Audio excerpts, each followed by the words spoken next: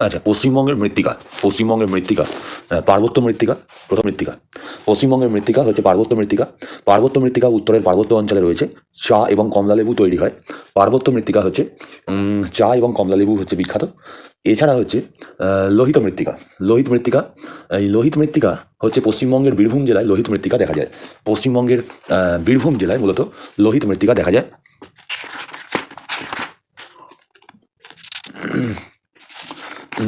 Red soil যেটাকে বলে, red soil হচ্ছে লোহিত মৃত্তিকা। মূলত বীরভূম জেলায় হচ্ছে পশ্চিমবঙ্গে এই মৃত্তিকা দেখা যায়, বীরভূম জেলা। এছাড়া হচ্ছে দক্ষিণ দিনাজপুর জেলায় এই রেড সয়েল বা হচ্ছে যে লোহিত মৃত্তিকা দেখা যায়। আচ্ছা, লোহিত মৃত্তিকা মোটামুটিভাবে হচ্ছে অ্যাসিডিক, অর্থাৎ পিএইচ মাত্রা হচ্ছে 7-এর কম, ওই 5.5 থেকে 6.5-এর মধ্যে।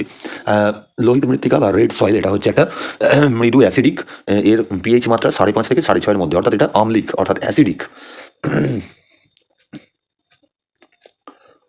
ওই দক্ষিণ দিনাজপুর, বীরভূম এই সমস্ত জেলায় এই লোহিত মৃত্তিকা দেখা যায়। আচ্ছা, ল্যাটেরাইট মৃত্তিকা হচ্ছে পলিমাটি অক্সিডাইজড হয়ে ল্যাটেরাইট মৃত্তিকা তৈরি হয়েছে। পশ্চিমবঙ্গের রাঢ় অঞ্চল, বরেন্দ্রভূমি এবং বাংলাদেশের মধুরপুর অঞ্চলে এই ল্যাটেরাইট মৃত্তিকা দেখা যায়। এই ল্যাটেরাইট মৃত্তিকা মূলত বীরভূম, বর্ধমান, পশ্চিম বর্ধমান, বাঁকুড়া এবং মেদিনীপুরে দেখা যায়। এই ল্যাটেরাইট মৃত্তিকায় অর্গানিক যে ম্যাটার, অর্গানিক যে জৈব যৌগগুলো, সেগুলো খুব কম পাওয়া যায়। মূলত ল্যাটেরাইট মৃত্তিকা দেখতে পাওয়া যায় বাঁকুড়া, পশ্চিম মেদিনীপুর, বীরভূম, বর্ধমান এই সমস্ত জায়গায়। এছাড়া লাল মাটি, এই ল্যাটেরাইট মৃত্তিকা বা লাল মাটি রাঢ় এবং বরেন্দ্রভূমিতেও দেখা যায়। আচ্ছা, আচ্ছা, পলিমাটিযুক্ত অঞ্চল যেটাকে অ্যালুভিয়াল সয়েল বলে, পলিমাটিযুক্ত অঞ্চল। এই পলিমাটিযুক্ত অঞ্চল পশ্চিমবঙ্গের বেশিরভাগ জায়গাতেই এই পলিমাটিযুক্ত অঞ্চল থাকে। যেমন হচ্ছে নবীন পলিমাটি, ইয়ঙ্গার অ্যালুভিয়াল যেটাকে খাদার বলে, নবীন পলিমাটি যেটাকে খাদার বলে।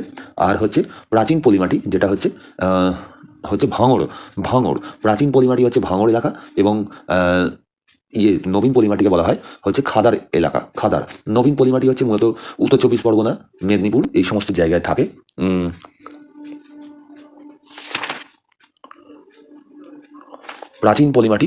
নবীন পলিমাটি হচ্ছে পশ্চিমবঙ্গের অধিকাংশ অঞ্চলে এই মৃত্তিকা দেখা যায়। উৎপাদনশীলতা অত্যন্ত বেশি, পটাশ এবং ফসফরাস বেশি থাকে। নবীন পলিমাটিযুক্ত অঞ্চলে পটাশ এবং ফসফরাস খুব বেশি থাকে। নবীন পলিমাটিকে বেলে, দোআঁশ এবং এঁটেল এই 3 ভাগে ভাগ করা যায়। বেলে, দোআঁশ এবং এঁটেল এই 3 ভাগে ভাগ করা যায় নবীন পলিমাটিতে। এইটা মূলত হচ্ছে উত্তর 24 পরগনা, দক্ষিণ 24 পরগনা, হাওড়া, হুগলি এই সমস্ত জায়গায় নবীন পলিমাটি দেখা যায়। প্রাচীন পলিমাটি মূলত মালদা, উত্তর দক্ষিণ দিনাজপুর জেলাতে দেখতে পাওয়া যায়। মালদা এবং উত্তর দিনাজপুর, দক্ষিণ দিনাজপুরে এটা দেখতে পাওয়া যায় প্রাচীন পলিমাটি।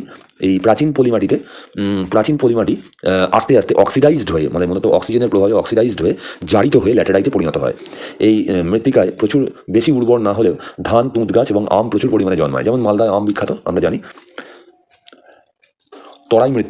তরাই মৃত্তিকা হচ্ছে জলপাইগুড়ি এবং কোচবিহার জেলায় সমভূমিতে এই তরাই মৃত্তিকা দেখা যায়। এটা হচ্ছে স্থূল বালুকাময় যুক্ত অঞ্চল। এখানে তামাক, সূর্যমুখী চাষের আদর্শ উপযোগী জায়গা।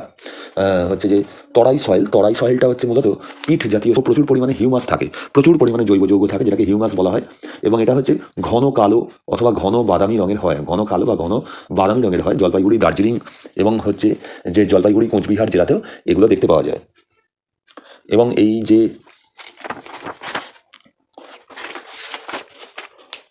যে মৃত্তিকা গাঢ় কৃষ্ণবর্ণের হয়, এর পিএইচ মান অত্যন্ত বেশি, পিএইচ মান হচ্ছে অত্যন্ত কম, মানে দারুণ অ্যাসিডিক, এটা প্রচণ্ড অ্যাসিডিক হয়। অ্যাসিডের মান খুব বেশি হয় যেহেতু জৈব যৌগ প্রচুর পরিমাণে হয়।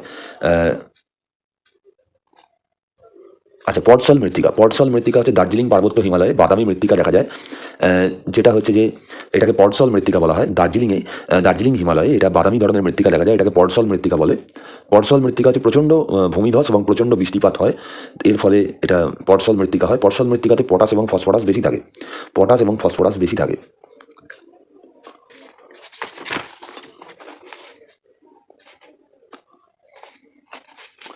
উপকূলীয় অঞ্চলের মাটিতে তুলা, নারকেল, তরমুজ, কাজু বাদাম চাষ হয়। উপকূলীয় অঞ্চলের মাটি বালুকাময় মাটি, সেখানে তুলো, নারকেল, কাজু বাদাম ইত্যাদি চাষ হয়ে থাকে। আচ্ছা, গ্রানাইট রক দ্বারা কোন জেলা গঠিত? গ্রানাইট রক দ্বারা বীরভূম, পুরুলিয়া এবং বাঁকুড়া তৈরি। গ্রানাইট রক দিয়ে বীরভূম, পুরুলিয়া এবং বাঁকুড়া তৈরি হয়েছে। ব্যাসল্ট দিয়ে তৈরি হয়েছে বীরভূম।